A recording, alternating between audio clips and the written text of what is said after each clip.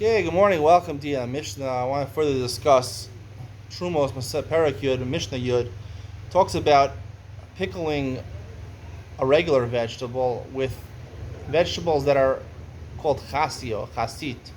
The Rav says this refers to four vegetables: garlic, onions, kartia, fenugreek. I have to look up what kartia is, and loof. Loof is a loofah vegetable. It really is just a loofah vegetable. It looks like a zucchini or a cucumber.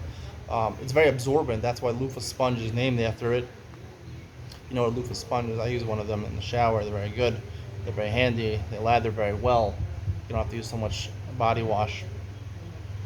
So the Rambam writes that the reason for this Mishnah, Chasis, Hilosham Michasios, Rabbi Arnu, Chasis Shumam Salim Mine Mezela Harifusa Mechadusam, Nikach Shola Tama Mechoma Shem Chabshin.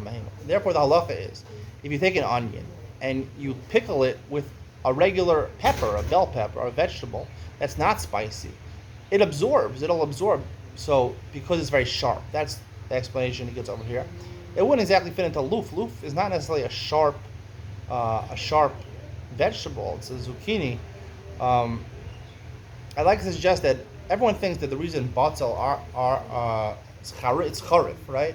It's a very sharp vegetable. So normally in kashrus, onions have more significance than other vegetables because they nesinas tam. They give tam because they're very charif, right? They're very sharp. The inclusion of loof over here leads me to believe that it's not that onions are more sharp. It's not because they're sharp. Sharp is a byproduct. It's how do they say it in yeshivish? They say it siba versus Tnai versus the Siba. What is it? Siba or Simon, right? Siba. It's not because they're sharp. Sharp is a Simon. Right? The Siba is they're very absorbent, right? Like we mentioned, these loof and a batzel, these are things which regenerate. You lower them in the ground, they'll regenerate.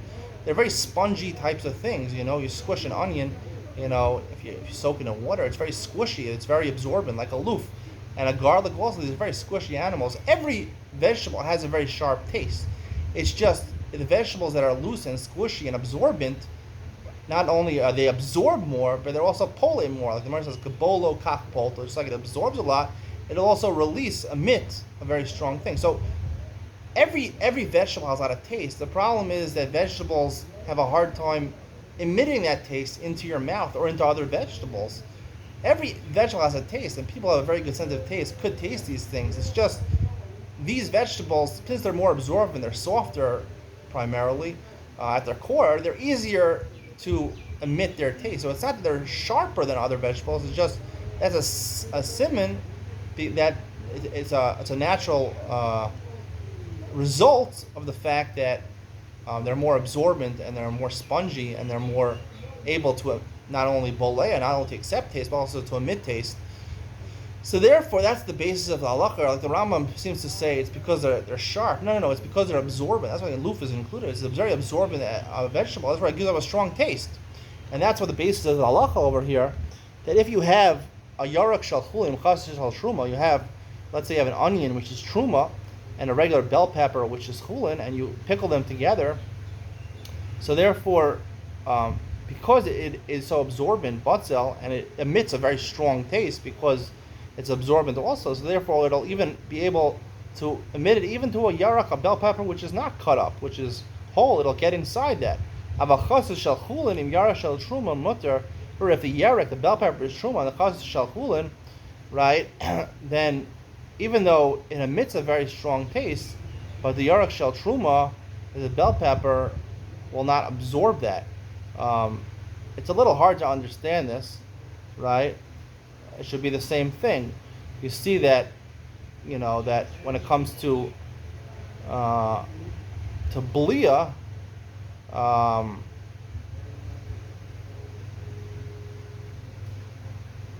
polate, in terms of kabbalah kach polto, actually the plita is stronger than the belia. Even though the Gemara says kabbalah kach polto, we see from this Mishnah that the plita that emit, right? We know that onions give off a thing more than their polate. That's the truth is even though they're absorbing, they give off more of a taste than they actually absorb. And this is what the Mishnah is saying over here, that the chas is shal chula and yar shal truma. So therefore, even though it emits, Right. If it's the chas shel truma, the onion is truma, so therefore it will answer the yarek shel chulin because it emits more than its boleya, and that's why the seifa chas shel chulin and yarek shel truma. So the yarek shel truma is not going to be boleya. It'll emit something very strong, but since the yarek, the vegetable, the bell pepper is truma, so therefore it won't be boleya the same. So that's why the difference between whether the chas is the one emitting or the one being boleya. Right, when the yarek shel truma, it's not going to give enough taste into the chul and the chas shel chul, and it won't absorb like kabbalah kach. Actually, the plita is stronger than the blia, even though the word is kabbalah kach, the blia, the plita, the emitting taste is stronger than the blia. We know that to be true, right? An onion, you cut up an onion, it gives off more than its boleya. I hope you enjoyed today's share. See you in the next one. Have a good Shabbos. Bye.